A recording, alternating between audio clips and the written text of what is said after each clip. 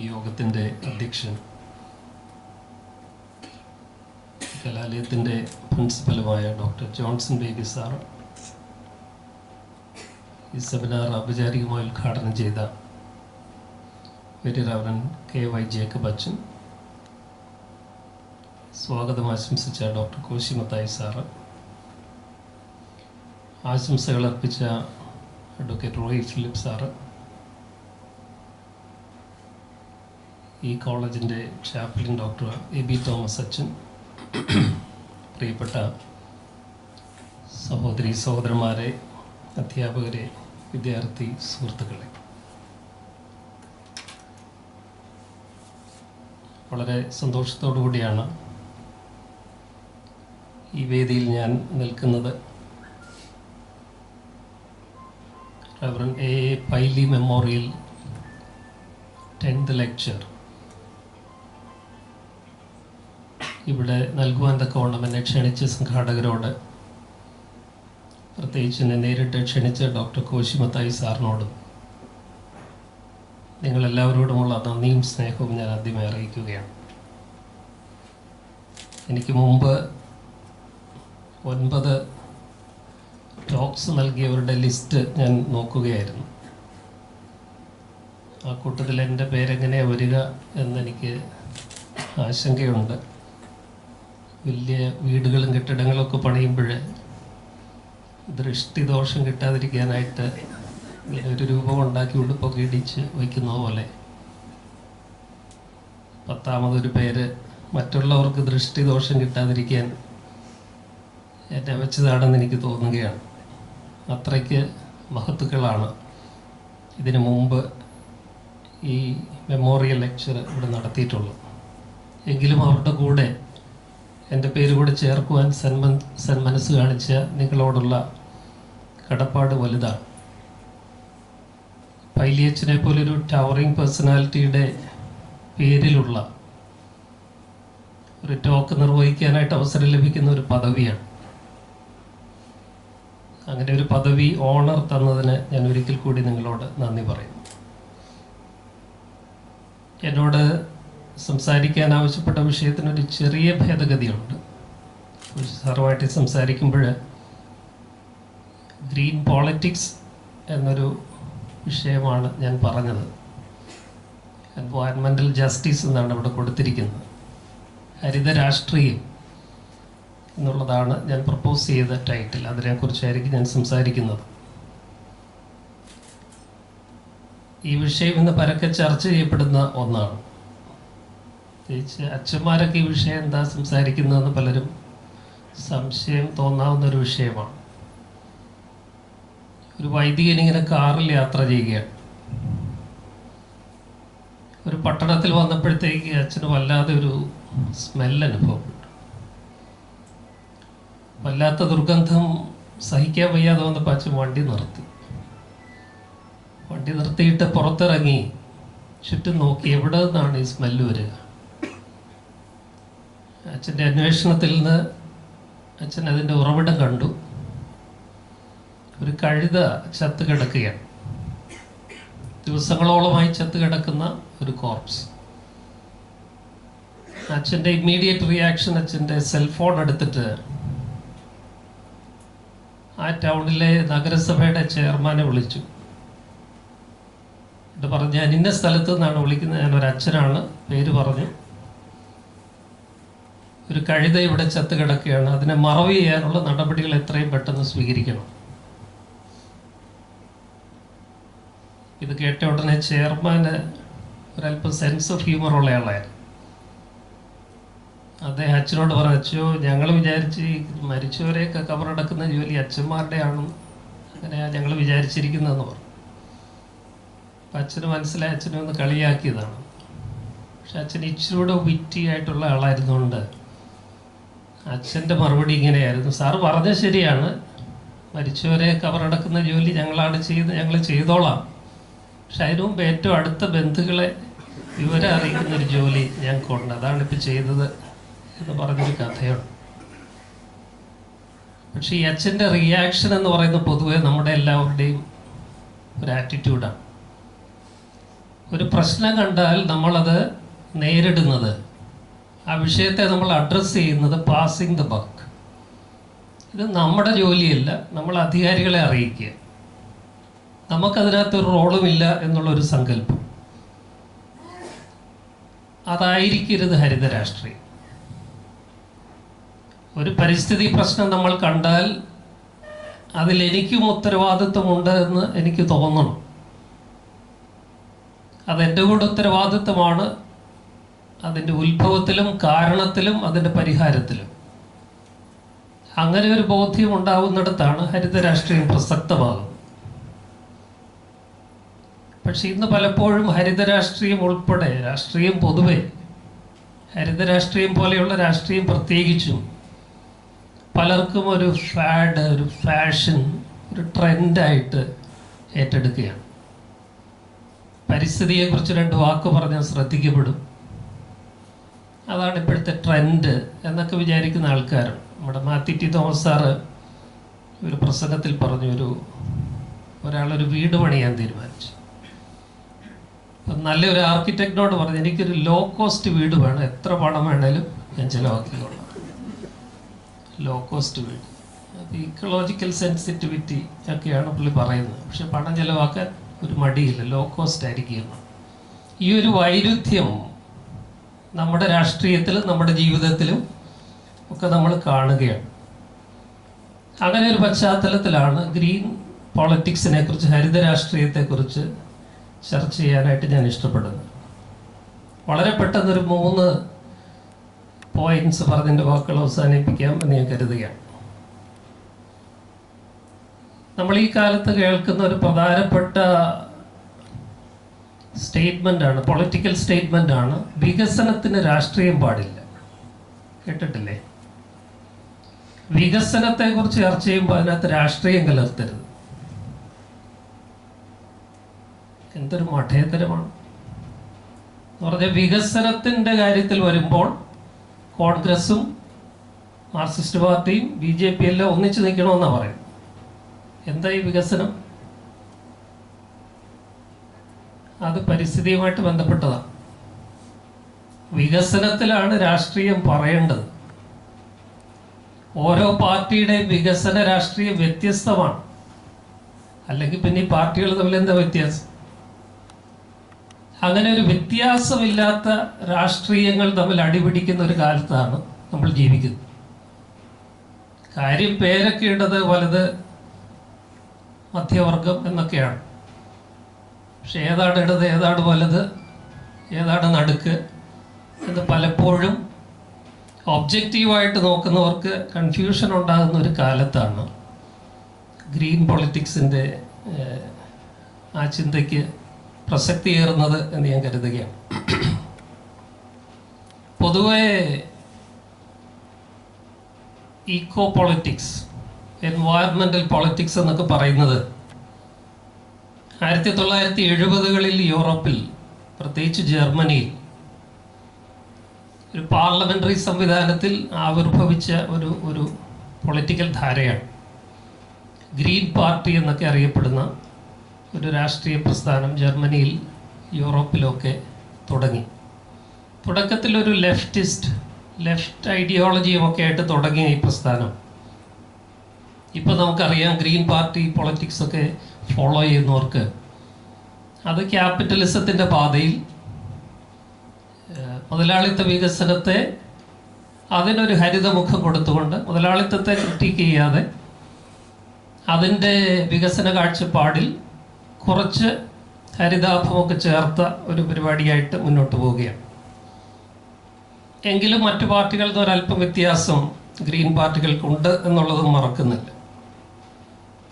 അങ്ങനെ പരിസ്ഥിതി സന്തുലിതാവസ്ഥ, നമുക്കറിയാം, നമ്മൾ ജീവിക്കുന്ന ഇന്നത്തെ കാലം കെട്ടകാലം എന്നൊക്കെ നമ്മൾ പേർത്തി പറയുന്ന ഈ കാലത്ത് ഏറ്റവും പ്രധാനപ്പെട്ട വിഷയങ്ങളിൽ ഒന്നാണ് എൻവയറൺമെൻറ്റ് എന്ന് പറയുന്നത്, climate change. We don't need to talk about it. Everyone knows about it. We experience it each and every moment of our lives.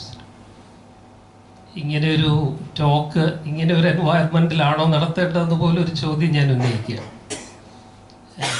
ഒരുപക്ഷെ പരിസ്ഥിതി വിഷയത്തിൻ്റെ സ്പിരിറ്റിന് തന്നെ ബദലായിട്ടുള്ള ഒരു അന്തരീക്ഷത്തിലാണ് നമ്മൾ ഇരിക്കുന്നത്. ഒരു എയർ കണ്ടീഷൻ റൂമിൽ ഇരുന്നാണ് നമ്മൾ പരിസ്ഥിതിയെക്കുറിച്ചും അതിൻ്റെ രാഷ്ട്രീയത്തെക്കുറിച്ചും ഒക്കെ സംസാരിക്കുന്നത് എന്നുള്ളത് തന്നെ ഒരു കോൺട്രഡിക്ഷനാണ്. അത് പോട്ടെ. ക്ലൈമറ്റ് ചേഞ്ച് എന്ന് പറയുന്നത് നമുക്ക് പ്രഡിക്റ്റ് ചെയ്യാൻ മേലാത്ത രീതിയിൽ ഓരോ നിമിഷവും നമ്മളെ ഭീഷണിപ്പെടുത്തിക്കൊണ്ടിരിക്കുന്ന ഒരു യാഥാർത്ഥ്യം. ഇന്ന് രാവിലെ എഴുന്നേൽക്കുമ്പോഴത്തെ തണുപ്പ്, പകലത്തെ ചൂട് മലയാളികൾക്ക് പരിചയമില്ലാത്തൊരു കാലാവസ്ഥയാണ്. ലോകത്തിൻ്റെ ഏത് ഭാഗത്തും തണുപ്പ് കാലം അതിരൂക്ഷമായ തണുപ്പും ചൂടുകാലം അതിരൂക്ഷമായ ചൂടും, എക്സ്ട്രീം വെതർ പാറ്റേൺസ്. 1970-കളിൽ ഞാൻ ഈ വിഷയത്തെക്കുറിച്ച് റിസർച്ച് ചെയ്യാനായിട്ട് തുടങ്ങുമ്പോൾ ഗ്ലോബൽ വാർമിംഗ് എന്നൊക്കെ ഞാൻ പറയുമ്പോൾ ആളുകൾ എന്നെ കളിയാക്കുമായിരുന്നു. I was heavily criticized by progressive circles even. ഇടതുപക്ഷധാരയിൽപ്പെട്ടവർ പോലും എന്നെ കളിയാക്കുമായിരുന്നു. You are buying into Western agenda. You are talking about an issue which is actually Western, elitist. പക്ഷെ എനിക്കന്നറിയാമായിരുന്നു, ഇനി നമ്മൾ ഫേസ് ചെയ്യാൻ പോകുന്ന ലോകത്തിലെ ഏറ്റവും പ്രധാനപ്പെട്ട പ്രശ്നങ്ങളിൽ ഒന്നാണ് പരിസ്ഥിതി പ്രശ്നങ്ങൾ. അത് സാമൂഹ്യ നീതിയുമായി, സാമ്പത്തിക നീതിയുമായി, ലിംഗനീതിയുമായിട്ടെല്ലാം ബന്ധപ്പെട്ടതാണ് എന്നുള്ളൊരു ബോധ്യത്തിലാണ് ഞാൻ റിസർച്ചിന് കുറിക്കുന്നത്. അന്ന് കളിയാക്കിയ പലരും അത് ശരിയായിരുന്നു എന്ന് പറയുന്നു. അപ്പോൾ നമ്മൾ ഓരോ നിമിഷവും അനുഭവിച്ചുകൊണ്ടിരിക്കുന്ന ഒരു യാഥാർത്ഥ്യമാണ് എൻവയറൺമെന്റൽ ക്രൈസിസ് എന്ന് പറയുന്നത്. പ്രത്യേകിച്ച് നമ്മുടെ കേരളത്തിൽ 2 പ്രളയങ്ങൾ നമ്മൾ അതിജീവിച്ചു എന്ന് പറയുന്നു. അടുത്ത പ്രളയം എന്നാണെന്ന് നമുക്ക് പ്രഡിക്റ്റ് ചെയ്യാനായിട്ട് സാധ്യമല്ല. കോവിഡ് എന്ന മഹാമാരി പോലും ഈ ക്ലൈമറ്റ് ചേഞ്ചുമായിട്ട് ബന്ധപ്പെട്ട ഒരു വിഷയമാണെന്ന് ഞാൻ വിശ്വസിക്കുന്നു. എന്നിട്ടും നമ്മൾ വികസനത്തെക്കുറിച്ചും മൈക്കിൽ കൂടി അവസരം കിട്ടുമ്പോൾ നമ്മൾ പരിസ്ഥിതി സൗഹൃദ കാഴ്ചപ്പാടൊക്കെ പറയും. പക്ഷേ അടുത്ത നിമിഷം നമ്മൾ ചെയ്യുന്നത് വിഴിഞ്ഞത്തെ ഗ്ലോറിഫൈ ചെയ്യാണ്. വിഴിഞ്ഞമാണ് നമ്മുടെ വികസനത്തിൻ്റെ ഫേസ്. എന്താ, ഞാനതിലേക്ക് പിന്നെ വരാം. അപ്പോൾ അടുത്ത വരും തലമുറയ്ക്ക് ഇവിടെ വാസം സാധ്യമോ എന്നൊക്കെ നമ്മൾ പാട്ട് പാടാറുണ്ട്. ആ പാട്ട് പോലും തിരുത്തേണ്ട കാലമായി. ഈ തലമുറയ്ക്ക് തന്നെ ഇവിടെ വാസം സാധ്യമോ എന്നുള്ള ചോദ്യമാണ് ഇനി നമ്മൾ ഉന്നയിക്കുക. അടുത്ത തലമുറ പോട്ടെ, ജീവിക്കുന്ന ഈ തലമുറ ഇനി ഒരു 25 വർഷം കഴിഞ്ഞാൽ ഇവിടെ ഉണ്ടാകുമോ? നമ്മുടെ ഭൂമിയുടെ അവസ്ഥ എന്തായിരിക്കും? ഭൂമിക്ക് ഒരു ചരമഗീതം എഴുതിയ ONV ആ കവിത എഴുതിയിട്ട് 30 വർഷം കഴിഞ്ഞിട്ടും നമ്മളിതിനെ ഒന്ന് ഗൗരവമായിട്ട് എടുത്തിട്ടില്ല. അപ്പോൾ പരിസ്ഥിതി രാഷ്ട്രീയത്തെ എങ്ങനെ നമ്മൾ ഈ കാലത്ത് പരിഗണിക്കണം എന്നുള്ളതിനെക്കുറിച്ച് ചരിത്രപരമായ 2-3 സൂചനകൾ നൽകി എൻ്റെ വാക്കുകൾ അവസാനിപ്പിക്കും.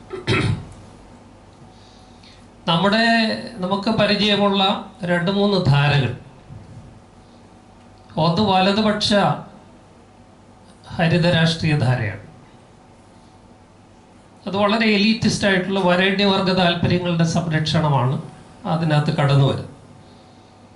നിങ്ങൾ ഇക്കോളജി, എൻവയറൺമെൻറ്റ്, അതിൻ്റെ സയൻസ് ഒക്കെ പഠിച്ചിട്ടുള്ളവർക്കറിയാം. ഡീപ്പ് ഇക്കോളജി എന്ന് പറയുന്ന ഒരു ധാരയുണ്ട്. ജോർജ് സിസൻസ് ഡീപ്പ് ഇക്കോളജി എന്നൊരു പുസ്തകം എഴുതിയിട്ടുണ്ട്. ആ ധാര വളരെ പ്രസിദ്ധമാണ്. അത് വളരെ എലീറ്റിസ്റ്റ് ആയിട്ടുള്ള വരേണ്യ കാൽപ്പനികമായ ഒരു കാഴ്ചപ്പാടാണ് പരിസ്ഥിതിയെക്കുറിച്ച്. ഒരു ഉദാഹരണം പറഞ്ഞാൽ നമ്മുടെ നാട്ടിലെ മനേക ഗാന്ധിയൊക്കെ മുന്നോട്ട് വയ്ക്കുന്ന ഒരു ഹരിത രാഷ്ട്രീയം. അവരൊരു ഉറുമ്പിനെ പോലും കൊല്ലാൻ പാടില്ല, ഒരു കൊതുകിനെ കൊല്ലാൻ പാടില്ല, കുരങ്ങിനെ, സിംഹവാലൻ കുരങ്ങിൻ്റെ കാര്യമൊക്കെ വരുമ്പോൾ അവർ ആവേശത്തോടെ സംസാരിക്കും. പക്ഷെ ദളിതരെ ചുട്ടുകൊന്നാൽ മിണ്ടത്തുമില്ല. ഇതാണ് ഈ വരേണ്യവർഗ താല്പര്യം എന്ന് പറയുന്നത്. വളരെ എലീറ്റിസ്റ്റ് ആയിട്ടുള്ള കാൽപ്പനികമായ തലത്തിൽ പ്രകൃതിയുടെ പ്രശ്നങ്ങളെ അഭിമുഖീകരിക്കുന്ന ഒരു ധാരയാണ്. അവിടെ സാമൂഹ്യ നീതിക്കോ സാമ്പത്തിക നീതിക്കോ മനുഷ്യൻ്റെ നീതിയുടെ പ്രശ്നങ്ങളെ ഒന്നും അവർ ഗൗരവമായിട്ടെടുക്കാതെ വളരെ കാൽപ്പനികമായിട്ട് പ്രകൃതിയുടെ പ്രശ്നങ്ങളെ സമീപിക്കുന്ന ഒരു കാഴ്ചപ്പാടാണ്, ധാരയാണ് ഡീപ്പ് ഇക്കോളജി. ആ ഒരു ധാരയിലാണ് വലതുപക്ഷ പരിസ്ഥിതി രാഷ്ട്രീയം സഞ്ചരിക്കുന്നത്. രാമചന്ദ്ര ഗുഹയെ പോലെയുള്ള ചിന്തകർ അതിനെ വിമർശിച്ചുകൊണ്ട് പറയുന്നുണ്ട്, പരിസ്ഥിതി പ്രശ്നങ്ങളുടെ ഏറ്റവും അടിസ്ഥാന കാരണമെന്ന് പറയുന്നത് ക്യാപിറ്റലിസം, മുതലാളിത്തം, മുതലാളിത്ത വികസന കാഴ്ചപ്പാട്. പ്രകൃതിയെ എന്ത് വില കൊടുത്തും ഏതറ്റം വരെ പോയി ചൂഷണം ചെയ്ത് വികസനം ഉണ്ടാക്കുക, അതാണ് യഥാർത്ഥ വികസനം. അങ്ങനെ ലോകത്തിന് പുരോഗമിക്കുവാൻ സാധിക്കുകയുള്ളൂ പാശ്ചാത്യ സയൻസിൻ്റെയും ടെക്നോളജിയുടെയും ഫലപ്രദമായ ഉപയോഗത്തിൽ കൂടി, പ്രകൃതിയുടെ എക്സ്പ്ലോയിറ്റേഷനിൽ കൂടി, അൺലിമിറ്റഡ് എക്സ്പ്ലോയിറ്റേഷൻ ഓഫ് നേച്ചർ. ഇതാണ് മുതലാളിത്തത്തിൻ്റെ കാഴ്ചപ്പാട്. അവർക്ക് ഒരൊറ്റ കൺസേണേ ഉള്ളൂ മുതലാളിത്തത്തിന്: പ്രോഫിറ്റ് ഉണ്ടാക്കുക, maximisation of profit. To achieve that goal, you can go to any extent in exploiting nature. Profit ഉണ്ടാവണം, അതുവഴി വികസനം ഉണ്ടാകണം എന്നുള്ളത് മാത്രമാണ് മുതലാളിത്തത്തിൻ്റെ കാഴ്ചപ്പാട്. പ്രകൃതിക്ക് അവിടെ വിലയില്ല. ഈ ഒരു കാഴ്ചപ്പാട് സാമൂഹ്യനീതിയുടെ പ്രശ്നങ്ങളെ അവഗണിക്കുന്നു. ഈ വലതുപക്ഷ ഹരിത രാഷ്ട്രീയത്തിൻ്റെ പ്രധാനപ്പെട്ട കാര്യങ്ങളെന്നൊക്കെ പറയുന്നത് അവർ മുന്നോട്ട് വയ്ക്കുന്ന റീസൈക്ലിംഗ്, പ്ലാസ്റ്റിക് ഉപയോഗിക്കരുത്, അതൊക്കെ തെറ്റാണെന്നല്ല ഞാൻ പറയുന്നത്, തെറ്റിദ്ധരിക്കരുത്. അങ്ങനെ ചില കാര്യങ്ങളിൽ മാത്രം അവർ കോൺസെൻട്രേറ്റ് ചെയ്യുന്നു. പ്രൊഡക്ഷൻ ഇപ്പോൾ പോകുന്ന പോലെ തന്നെ പോകണം, വികസനം ഇപ്പോൾ നടക്കുന്നതിനേക്കാൾ വേഗത്തിൽ നടക്കണം. പക്ഷേ ഈ പ്ലാസ്റ്റിക്കൊക്കെ നമുക്ക് ഉപേക്ഷിക്കാം, അവിടെ ഇവിടെയൊക്കെ കുറച്ച് ഹരിത പാർക്കുകൾ ഉണ്ടാക്കാം, ബ്യൂട്ടിഫിക്കേഷൻ ഓഫ് പാർക്സ്, ഗാർഡൻസ് ഉണ്ടാക്കുക. പൊതുവെ കണ്ടാൽ പച്ച നിറത്തിലിരിക്കണം. പക്ഷേ കോർപ്പറേറ്റ് ശക്തികൾക്ക് ലാഭം കൂടുകയും വേണം. പ്രകൃതിക്ക് ക്വാറി മാഫിയായും അവരൊക്കെ പണം ഉണ്ടാക്കണം, വിഴിഞ്ഞം കയറി വരണം, സിൽവർ ലൈൻ ഉണ്ടാവണം. പക്ഷെ പ്രസംഗത്തിൽ നമ്മൾ പരിസ്ഥിതി സൗഹൃദം എന്ന് പറയുകയും ചെയ്യും. അപ്പോൾ ഈ വലതുപക്ഷത്തിൻ്റെ ഒരു ക്യാപിറ്റലിസ്റ്റിക് മുതലാളിത്ത കാഴ്ചപ്പാടിലുള്ള ഹരിത രാഷ്ട്രീയം എന്ന് പറയുന്നത് ഇത്തരം സൂപ്പർഫിഷ്യൽ സ്ട്രാറ്റജീസിൽ ഒതുങ്ങുന്നു.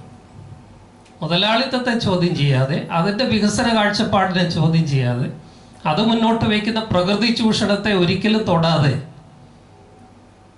ഉപരിതല സ്പർശിയായ ഈ റീസൈക്ലിംഗ്, പ്ലാസ്റ്റിക്കിൻ്റെ നിരോധനം, അങ്ങനെയുള്ള ചില ചെപ്പടി വിദ്യകൾ കൊണ്ട് ഒതുങ്ങുന്ന ഒരു പരിപാടിയാണ് ഈ വലതുപക്ഷ വലതുധാര റൈറ്റ് വിങ് ഗ്രീൻ പൊളിറ്റിക്സ് എന്ന് പറയുന്നു.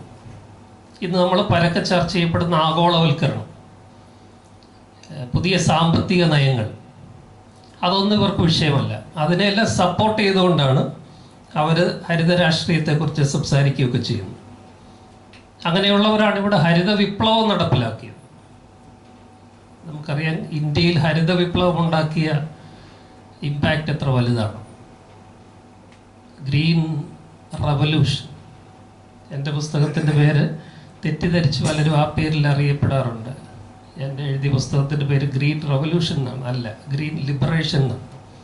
ഗ്രീൻ റവല്യൂഷൻ ഇവിടെ ഉണ്ടാക്കിയത് എൻവയറമെൻ്റൽ ഡിസാസ്റ്റർ ആയിരുന്നു. നമ്മളതിനെ പലപ്പോഴും വാഴ്ത്തിപ്പാടാറുണ്ട്.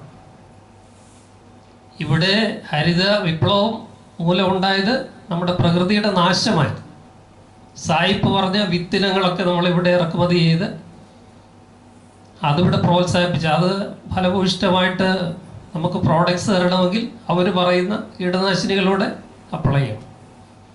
അങ്ങനെ ചെയ്ത് ഇപ്പം നമ്മുടെ മണ്ണിലൊന്നും ഉണ്ടാകാത്ത നിലയിലായി. അതാണ് ഹരിത വിപ്ലവം നമ്മുടെ നാട്ടിലുണ്ടാക്കിയ വിപത്ത്. പക്ഷെ അതിനെയൊക്കെ നമ്മൾ കാണുന്ന കാഴ്ചപ്പാട് എങ്ങനെയാണ് എന്ന് ചിന്തിച്ചു നോക്കുക. അപ്പോൾ വികസന കാഴ്ചപ്പാടിനെ, മുതലാളിത്ത വികസന കാഴ്ചപ്പാടിനെ ഒരിക്കലും തൊടാതെ, അതിനെ വിമർശിക്കാതെ, അതിനെ ചോദ്യം ചെയ്യാതെ, അതിനെ പ്രോത്സാഹിപ്പിച്ചുകൊണ്ട് തന്നെ ഉപരിതല സ്പർശിയായി ചില ഹരിത സ്ട്രാറ്റജീസ് മുന്നോട്ട് വയ്ക്കുന്ന റൈറ്റ് വിങ് ഗ്രീൻ പൊളിറ്റിക്സ് കൊണ്ട് നമുക്ക് മുന്നോട്ട് പോകുവാനായിട്ട് സാധിക്കില്ല. അതിന് ബദലായിട്ട് left wing eco politics, environmental politics, green politics emerge ചെയ്യുന്നുണ്ട്. അതിനെയും കൂടെ നമ്മളൊന്ന് നോക്കിക്കാണണം.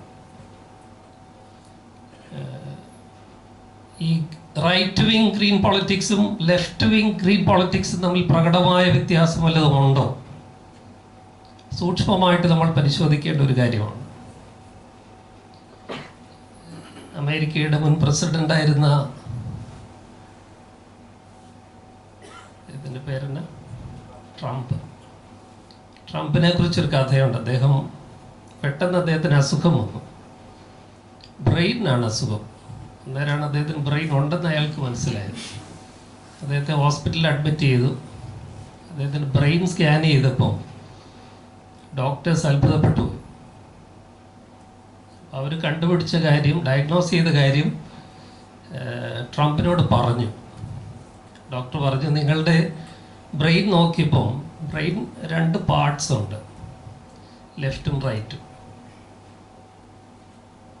അവരുടെ ഡയഗ്നോസിസ് ഇതായിരുന്നു. ട്രംപിനോട് പറഞ്ഞു, ഞങ്ങൾ മനസ്സിലാക്കിയത്, എക്സാമിനേഷൻ കഴിഞ്ഞ് മനസ്സിലാക്കിയത്, നിങ്ങളുടെ ഈ ഇടതും വലതും ഭാഗത്തെ ബ്രെയിനിനുള്ള കംപ്ലൈൻറ്റ് ഇതാണ്. There is nothing right about your right brain and there is nothing left in your left brain. ഇതെനിക്ക് തോന്നുന്നു ഇന്നത്തെ ഇടത് വലതിനെ കുറിച്ചൊക്കെ പറയാവുന്നൊരു ഉദാഹരണമാണെന്ന് തോന്നുന്നു. വലതിൽ ഒന്നും ശരിയായിട്ട് കാണുന്നില്ല, ഇടതിലൊന്നും ഇടതായിട്ട് ശേഷിക്കുന്നുമില്ല. ഇങ്ങനെ ഒരു കാലത്താണ് നമ്മൾ ജീവിക്കുന്നത്. പൊതുവെ എന്നെക്കുറിച്ച് അറിയപ്പെടുന്ന ഞാനൊരു ഇടതുപക്ഷ സഹയാത്രികൻ എന്നൊക്കെയാണ്. അതിൽ എനിക്ക് അഭിമാനമാണ്. പക്ഷെ അങ്ങനെ ഒരാൾ തന്നെയാണ് ഇന്നത്തെ ഇടതിനെക്കുറിച്ച് ഇത് പറയേണ്ടി വരുന്നത്. കാരണം നമുക്ക് മനസ്സിലാകാൻ മേലാത്ത രീതിയിൽ DNA മാറ്റം സംഭവിക്കുകയാണ് നമ്മുടെ രാഷ്ട്രീയ പ്രസ്ഥാനത്തിൽ. നിങ്ങൾ നോക്കുക, വിഴിഞ്ഞം ഒരു ഉദാഹരണമായിട്ടെടുക്കുക. വിഴിഞ്ഞം പ്രോജക്റ്റ് വികസനത്തിൻ്റെ കേരളത്തിൻ്റെ മുഖമായിട്ടാണ് അവതരിപ്പിക്കപ്പെട്ടത്. ആരാണ് അവതരിപ്പിക്കുന്നത്? എല്ലാവരും സപ്പോർട്ട് ചെയ്യാണ്. കോൺഗ്രസും CPM-ഉം BJP-യും എല്ലാവരും ഒരുപോലെ വാഴ്ത്തിപ്പാടാണ്, ഇതാണ് കേരളത്തിൻ്റെ വികസന മുഖം വിഴിഞ്ഞം. വിവരം കെട്ടവരാരാണ്? ഇതിനെ എതിർക്കുന്ന വിവരം കെട്ടവർ മത്സ്യത്തൊഴിലാളികൾ. അവരുടെ വിജ്ഞാനത്തിന് കടലിനെ അറിയാവുന്ന, കടലിനെ അടിമുടി അറിയാവുന്ന സാധാരണ മത്സ്യത്തൊഴിലാളികളുടെ വിജ്ഞാനത്തിന് ഒരു വിലയുമില്ല. എല്ലാവരും അദാനിക്ക് ലാഭം ഉണ്ടാക്കുന്നതിന് കൂട്ടു നിൽക്കുകയാണ്. ശ്രീലങ്കയിൽ നമ്മളൊന്നും പഠിക്കുന്നില്ല. ഈ ഭൂകമ്പങ്ങൾ, ഈ പ്രളയങ്ങൾ ഉണ്ടാകുന്നത് എന്തുകൊണ്ടാണ്? നിങ്ങൾ സഞ്ചരിക്കുന്നവരാണെങ്കിൽ ലോകത്തിൽ ഇന്ന് ഏറ്റവും പ്രധാനപ്പെട്ട പ്രശ്നങ്ങളിൽ ഒന്ന് നമ്മൾ കടൽ കയ്യേറുകയാണ്. ശ്രീലങ്ക കൊളംബോയിൽ പോയിട്ടുള്ളവർക്കറിയാം, കടൽ മുഴുവൻ നികത്തിയാണ് വികസനം ഉണ്ടാക്കുന്നത്. കൊളംബോയുടെ തീരങ്ങൾ മുഴുവൻ ഇന്ന് ചൈനയുടെ കയ്യിലാണ്, ബാക്കി അമേരിക്കയുടെ കയ്യിലാണ്. കടൽ നികത്തി അവർ വലിയ സാമ്രാജ്യങ്ങൾ അവിടെ ഉണ്ടാക്കുകയാണ്. പിന്നെ എങ്ങനെയാണ് സുനാമി വരാതിരിക്കുക? ദുബായ് നോക്കുക, ഗൾഫ് രാജ്യങ്ങൾ നോക്കുക. നമ്മളും അതേ പാതയിലാണ് വിഴിഞ്ഞത്തിൽ കൂടി സഞ്ചരിക്കുന്നത്. അവിടെ തീരശോഷണം. അപ്പോൾ നമ്മുടെ അധികാരികൾ നമ്മളോട് എന്നാ പറയുന്നത്? മത്സ്യത്തൊഴിലാളികൾ പറയുന്നു തീരശോഷണം സംഭവിക്കുന്നത് കടൽ നികത്തുന്നതുകൊണ്ടാണ്. അധികാരികൾ നമ്മളോട് പറയുന്നു കാലാവസ്ഥാ വ്യതിയാനം കൊണ്ടാണ് തീരശോഷണം സംഭവിക്കുന്നത്. ഇതിൽ ആര് പറയുന്നത് ശരി? നമ്മൾക്ക് കേൾക്കാൻ താല്പര്യം അധികാരികളുടെ ശബ്ദമാണ്. മത്സ്യത്തൊഴിലാളികളുടെ വിജ്ഞാനമാണ് കറക്റ്റ്. ഇങ്ങനെയുള്ള പദ്ധതികൾ വഴിയാണ് കാലാവസ്ഥാ വ്യതിയാനം കൂടുന്നത്, അതിന് ആക്കം കൂടുന്നത്. അതുകൊണ്ടാണ് തീരം ശോഷിച്ചു പോകുന്നത്. അത് മനസ്സിലാക്കുവാനായിട്ട് നമുക്ക് ഈ ലാഭത്തെക്കുറിച്ചുള്ള, വികസനത്തെക്കുറിച്ചുള്ള കാഴ്ചപ്പാട് നമ്മളെ അനുവദിക്കുന്നില്ല. അതുകൊണ്ടാണ് ഞാൻ പറഞ്ഞത്, ഇടതുപക്ഷവും വലതുപക്ഷവും അല്ലാത്ത പക്ഷങ്ങളും എല്ലാം ഇന്ന് ഒരുമിച്ച് ഈ മുതലാളിത്ത വികസന കാഴ്ചപ്പാടിനെ വാഴ്ത്തിപ്പാടുമ്പോൾ ഏതാണ് വലതുധാര, ഏതാണ് ഇടതുധാര എന്ന് കണ്ടുപിടിക്കുവാനായിട്ട് ബുദ്ധിമുട്ടുകയാണ്. ഇനി ക്ലാസിക്കൽ ലെഫ്റ്റ് പൊളിറ്റിക്സിലേക്ക് വന്നാൽ, സാമ്പ്രദായിക മാർക്സിസം പഠിച്ചിട്ടുള്ളവർക്കറിയാം, അതിൻ്റെ വികസന കാഴ്ചപ്പാടും മുതലാളിത്തത്തിൻ്റെ വികസന കാഴ്ചപ്പാടും തമ്മിൽ വലിയ വ്യത്യാസമില്ല. നിങ്ങൾക്ക് അത്ഭുതമായിട്ട് തോന്നും, പക്ഷെ യാഥാർത്ഥ്യം അതാണ്. കാരണം മാർക്സിസവും ക്യാപിറ്റലിസവും രണ്ട് ഐഡിയോളജി ആണെങ്കിലും വികസന കാര്യത്തിലേക്ക് വരുമ്പോൾ അതിന് ചില സാധർമ്യങ്ങളുണ്ട്. There are some common grounds between Marxism, classical Marxism, and classical capitalism when it comes to developmental issues. എന്താണ് ഈ കോമൺ ഗ്രൗണ്ട്സ്? രണ്ട് കൂട്ടരും പറയുന്നത് വികസനം പ്രകൃതിയുടെ ചൂഷണം വഴിയേ നടക്കുകയുള്ളൂ. സോ എക്സ്പ്ലോയിറ്റേഷൻ ഓഫ് നേച്ചർ എന്ന് പറയുന്ന ഈ രണ്ട് കാഴ്ചപ്പാടിലും വന്നു ചേരുന്ന ഒരു കോമൺ ഗ്രൗണ്ടാണ്. രണ്ടും പറയുന്നത് പ്രൊഡക്ഷൻ കൂടിയെങ്കിൽ മാത്രമേ വികസനം ഉണ്ടാവുകയുള്ളൂ. പ്രൊഡക്ഷൻ കൂട്ടണമെങ്കിൽ നേച്ചറിനെ എക്സ്പ്ലോയിറ്റ് ചെയ്യണം.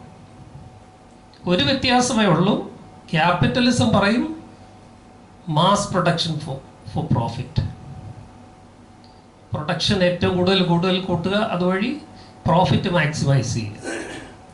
അവിടെ ഒരു വ്യത്യാസം. മാർക്സിസം പറയുന്നത് പ്രൊഡക്ഷൻ കൂട്ടണം, പക്ഷെ അത് മാസിന് വേണ്ടിയായിരിക്കണം, ജനങ്ങൾക്ക് വേണ്ടിയായിരിക്കണം. ആ ഒരു വ്യത്യാസം മാത്രമേ. ഒരു കൂട്ടര് പ്രോഫിറ്റിന് വേണ്ടി നേച്ചറിനെ ഏതറ്റം വരെയും ചൂഷണം ചെയ്യുന്നു, മറ്റൊരു ജനങ്ങൾക്ക് വേണ്ടി, തൊഴിലാളി വർഗത്തിന് വേണ്ടി പ്രകൃതിയെ ചൂഷണം ചെയ്യുന്നു. രണ്ടിൻ്റെയും ഇരയാകുന്നത് പ്രകൃതിയാണ്. മാർക്സിനെ കുറിച്ച് പഠിച്ചിട്ടുള്ളവർക്കറിയാം, മാർക്സ് ഇതിനകത്തൊരല്പം അഹിസ്റ്റോറിക്കലായിട്ടുള്ളൊരു പെർസ്പെക്റ്റീവിൻ്റെ പ്രശ്നം വരും. കാരണം മാർക്സൊക്കെ ജീവിച്ചിരിക്കുന്ന കാലത്ത് ഇത്രത്തോളം പ്രകൃതിയുടെ പരിസ്ഥിതി പ്രശ്നങ്ങൾ ഉണ്ടായിരുന്നില്ല. പക്ഷേ താത്വികമായിട്ട് മാർക്സ് ഈ വിഷയത്തെ സമീപിച്ചിട്ടുണ്ട്.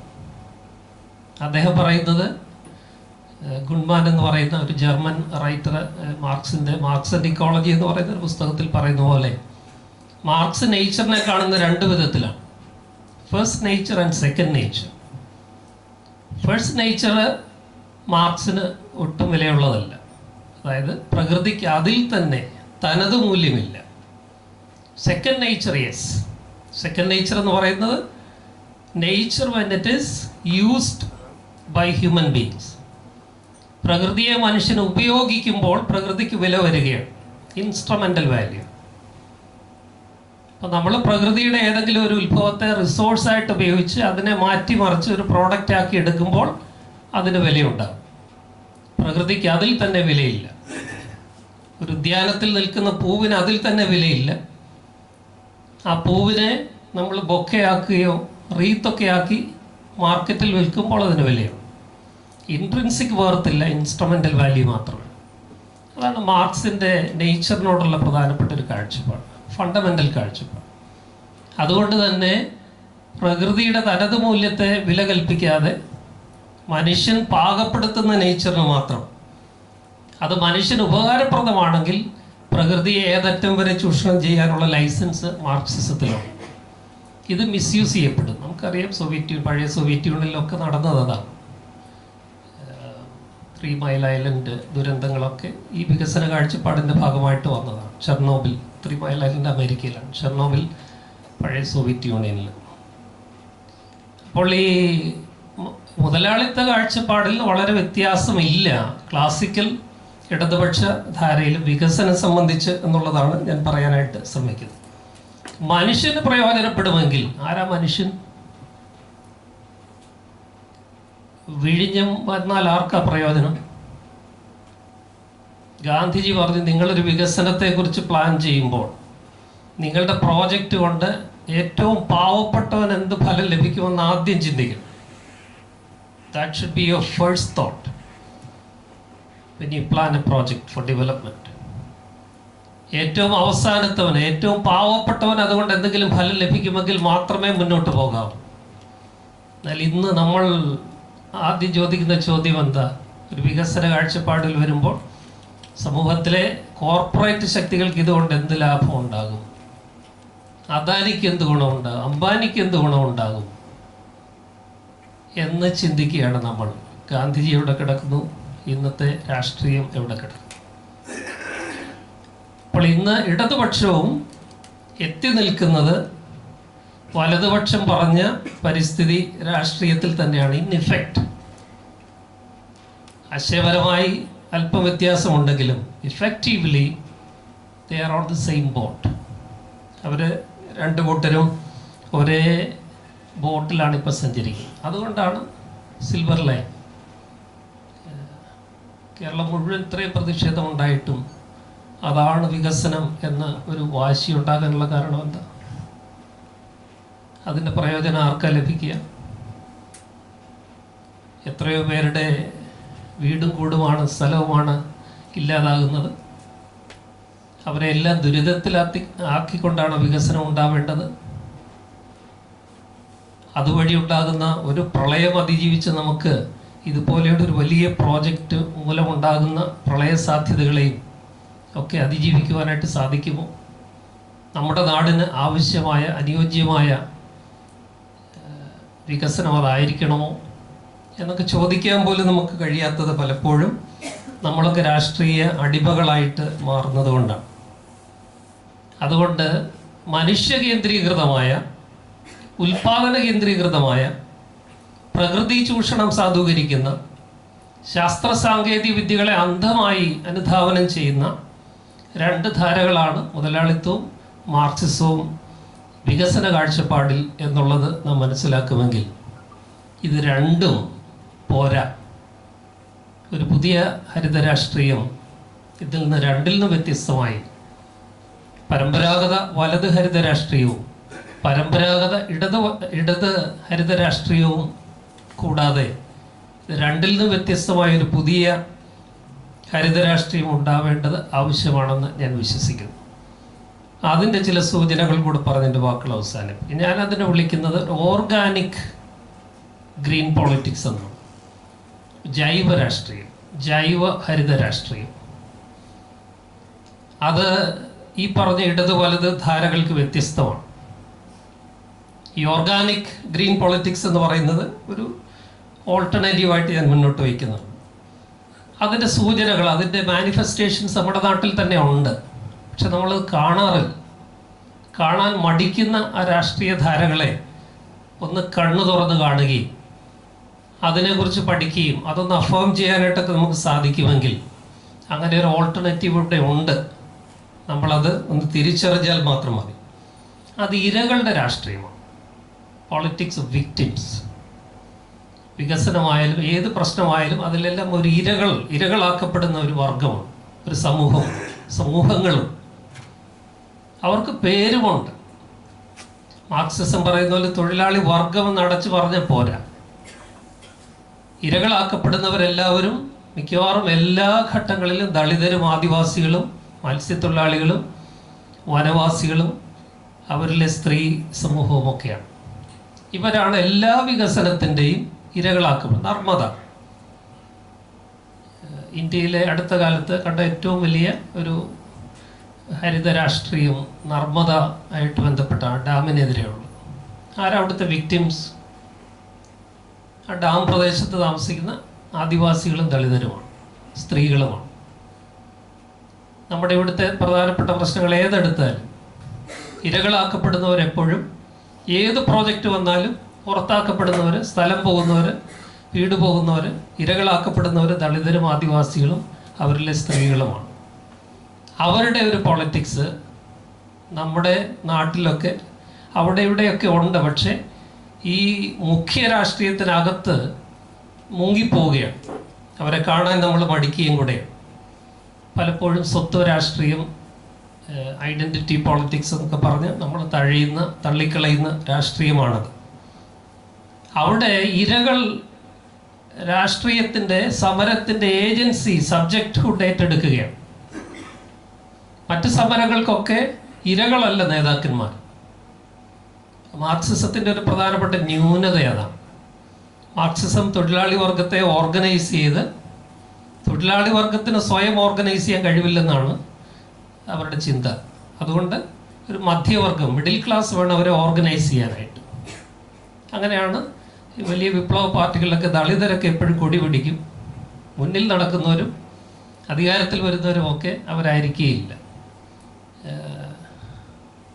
എൻ്റെ ഒരു പ്രിയ സുഹൃത്ത് CS രാജേഷ് ഒരു ആധുനിക കവിയാണ്. അദ്ദേഹത്തിൻ്റെ ഒരു കവിതയിൽ പറഞ്ഞ പാമ്പിൻ്റെ പത്തി വിടർത്തി നിൽക്കുന്ന പോലെ, പാമ്പ് പത്തി വിടർത്തി നിൽക്കുമ്പോൾ മുന്നോട്ട് കാണുന്ന കുറച്ച് വെളുത്ത ഭാഗം, ഉടൽ മുഴുവൻ കറുത്തതാണ്. പക്ഷെ എല്ലാവരും കാണുന്നത് ആ വെളുത്ത ഭാഗം മാത്രമാണ്. പല വിപ്ലവ പ്രസ്ഥാനങ്ങളുടെയും അവസ്ഥ ഇതാണ്. ഉടൽ മുഴുവൻ കറുത്ത, അണികൾ മുഴുവൻ കറുത്തവരാണ്. പക്ഷെ പത്തി നേതൃത്വം വെളുത്താണ് ഇരിക്കുന്നത്.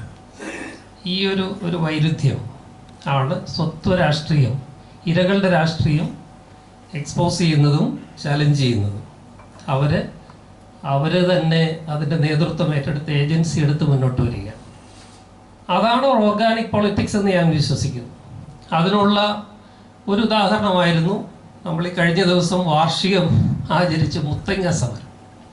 CK ജാനു നേതൃത്വം നൽകി മുത്തങ്ങ സമരം. ഇന്ന് അവരെവിടെ നിൽക്കുന്നു എന്നുള്ള വേറൊരു ചോദ്യം. അവരെ അങ്ങനെ ആക്കിയത്, നിങ്ങൾ എൻ്റെ കമ്മ്യൂണിസ്റ്റ് ആക്കിയെന്ന് പറഞ്ഞ പോലെ CK ജാനുവിനെ എല്ലാവരോടും ഇപ്പം എത്തിയിടത്ത് എത്തിച്ചു. അല്ലെങ്കിൽ CK ജാനു അവിടെ പോകേണ്ട ആളല്ല. പക്ഷെ അവർ തുടങ്ങിയ ആ സമരം ഒരു ജൈവ രാഷ്ട്രീയമായിരുന്നു. കാട് സംരക്ഷിക്കാൻ. കാട് ഞങ്ങൾക്ക് അമ്മയെ പോലെയാണ്, അമ്മയെക്കാളുമാണ്. അതാണ് രാഷ്ട്രീയം, അതാണ് ഹരിത രാഷ്ട്രീയം. തൻ്റെ ഇടങ്ങൾ എന്ന് പറയുന്ന CK ജാനുവിൻ്റെ ആത്മകഥ, അതിനകത്ത് ജാനു പറയുന്നതാണ്, കാട് ഞങ്ങൾക്ക് അമ്മയെ പോലെയാണ്, അമ്മയെക്കാളുമാണ്. അതിലും വലിയ ഒരു പൊളിറ്റിക്കൽ സ്റ്റേറ്റ്മെൻറ്റ് എങ്ങനെയാണ് ഗ്രീൻ പോളിറ്റിക്സ് നമുക്ക് ലഭിക്കുക? പക്ഷെ അതൊന്നും നമുക്ക് വിഷയമാണ്. ആ രാഷ്ട്രീയമൊന്നും നമ്മളെ സ്പർശിക്കുന്നേയില്ല. ഏറ്റവും ഒടുവിൽ ഞാൻ ഒത്തിരി പഴികേട്ടത് ചെങ്കറ സമരവുമായിട്ട് ബന്ധപ്പെട്ടാണ്. നമ്മൾക്ക് തൊട്ടടുത്ത് നടന്ന ഒരു സമരമാണ് ചെങ്കറ സമരം. അതാണ് എൻ്റെ നോട്ടത്തിൽ ഞാൻ നേരിട്ടിടപെട്ടതിൽ ഞാൻ കണ്ട ഏറ്റവും സക്രിയമായ ജൈവ രാഷ്ട്രീയം, ഗ്രീൻ പൊളിറ്റിക്സ് എന്ന് പറയും. അവിടെ ചെങ്കറ സമരഭൂമിയിൽ പോയിട്ടുള്ളവർക്ക് അതും എല്ലാവരും കൂടെ നശിപ്പിച്ചു. അത് വേറൊരു കാര്യം. ഇങ്ങനെയുള്ള സമരങ്ങളെയൊക്കെ തകർക്കാനായിട്ട് നമുക്കറിയാം, മുഖ്യധാര രാഷ്ട്രീയ പ്രസ്ഥാനങ്ങൾക്കറിയാം. ചെങ്കറ സമരം എന്തായിരുന്നു? അപ്പോൾ യഥാർത്ഥ ഇന്ത്യയിലെ ഹരിത രാഷ്ട്രീയം എന്ന് പറയുന്നത് ഭൂമിയുമായി, ജാതിയുമായിട്ട് ബന്ധപ്പെട്ടതാണ്. ഞാൻ മുമ്പേ പറഞ്ഞ രണ്ട് ധാരകൾക്കകത്ത് ഈ ജാതിയൊന്നും വിഷയം വരത്തില്ല. ഇന്ത്യയുടെ ഒരു ക്രിസ്ത്യൻ ടെർമിനോളജി ഉപയോഗിച്ചാൽ ഇന്ത്യയുടെ ആദി പാപം എന്ന് പറയുന്നത് ജാതിയാണ്. ജാതിയെ ചുറ്റിപ്പറ്റിയാണ് ഇന്ത്യയിലെ എല്ലാ പ്രശ്നങ്ങളും നിലനിൽക്കുന്നത്. പക്ഷെ ഇപ്പോഴും നമ്മൾ പറയുന്നത് കേരളത്തിൽ എവിടെ ജാതി, ഇവിടെ ജാതി, പണ്ടേ പോയതല്ലേ. നമ്മുടെ ഉള്ളിലുണ്ടിത്. ഭൂമിക്ക് ജാതിയുണ്ട്, കാരണം നിങ്ങളുടെ ജാതി അനുസരിച്ചാണ് ഭൂമിയുടെ ഓണർഷിപ്പ് നിശ്ചയിക്കുന്നത്. ഇന്ത്യയിലെ അടിസ്ഥാന സമൂഹമായ ദളിതർക്കും ആദിവാസികൾക്കും ഭൂമി ഉടമസ്ഥാവകാശമായിട്ട് വയ്ക്കാനായിട്ടുള്ള അവകാശമില്ല. അത് മുഴുവൻ ബ്രാഹ്മിൻസിൻ്റെയും തൊട്ട് താഴെയുള്ള ജാതി സമൂഹത്തിൻ്റെയും കയ്യിലാണ്. ഈ ഭൂമിയാണ് യഥാർത്ഥ ഹരിത രാഷ്ട്രീയത്തിൻ്റെ ഭൂമിക എന്ന് പറയുന്നത്. ലാൻഡ് സിക്കോളജി എന്നാണ് ആദിവാസികൾ പറയുന്നത്. അപ്പോൾ ഇക്കോ പൊളിറ്റിക്സ് എന്ന് പറയുന്ന ലാൻഡ് രാഷ്ട്രീയമാണ്, ഭൂമിയുടെ രാഷ്ട്രീയമാണ്. അതാണ് ചെങ്കറയിൽ നടന്നത്. അതാണിപ്പോൾ അരീപ്പയിൽ നടക്കുന്നത്. ചെങ്കറയിൽ എന്താ നടന്നത്?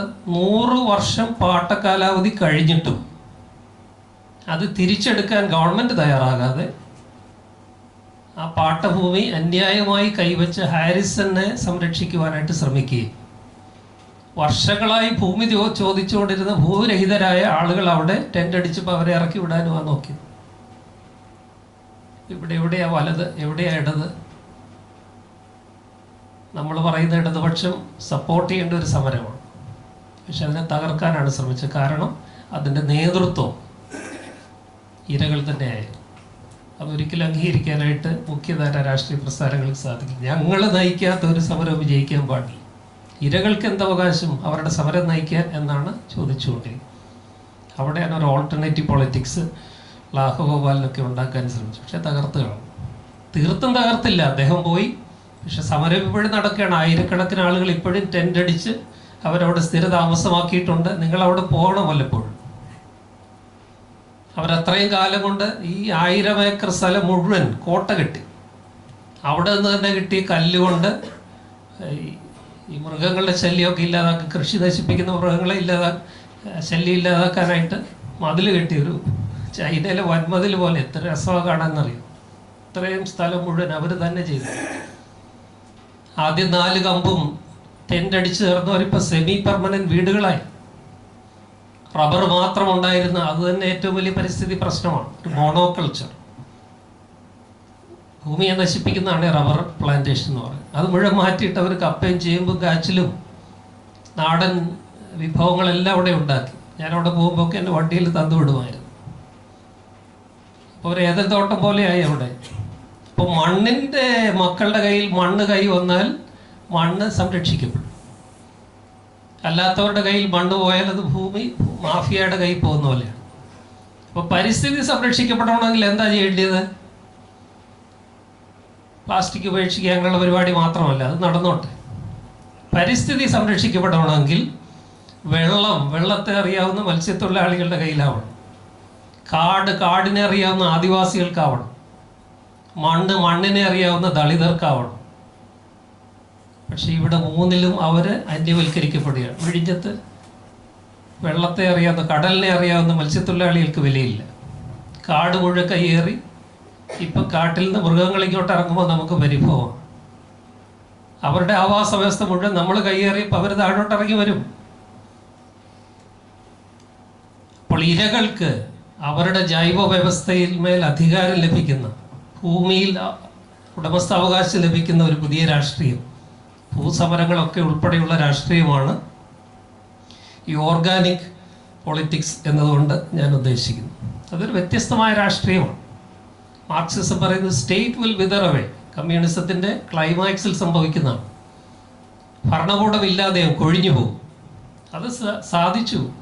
ജാനുവിൻ്റെ ആദിവാസി ഗോത്രസഭയിൽ അത് നടന്നൊരു യാഥാർത്ഥ്യമായി. ലാഹോവാൽ ചെങ്കറ സമരത്തിൽ യാഥാർത്ഥ്യമാക്കി. അവരൊരു ചെറിയൊരു അവരുടെ തന്നെ ഒരു ഗവൺമെൻറ് അവിടെ ഉണ്ടാക്കി. അവരുടെ ഒരു സിസ്റ്റം ഓഫ് അഡ്മിനിസ്ട്രേഷൻ ഉണ്ടായി. പക്ഷെ അതിനെയൊക്കെ നമ്മൾ കണ്ടത് വലിയ ത്രെട്ടായിട്ടാണ്.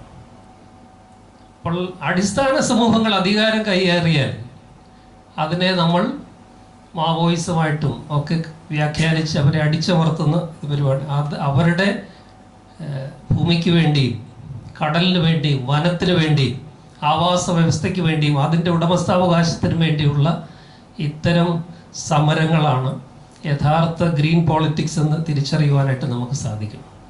അതിന് ബദലായിട്ട് നമുക്കറിയാം, നമ്മുടെ രാജ്യത്ത് സാഫ്രൺ പൊളിറ്റിക്സ്, ഹരിത രാഷ്ട്രീയം എന്നും പറഞ്ഞ് അവതരിപ്പിക്കാറുണ്ട്.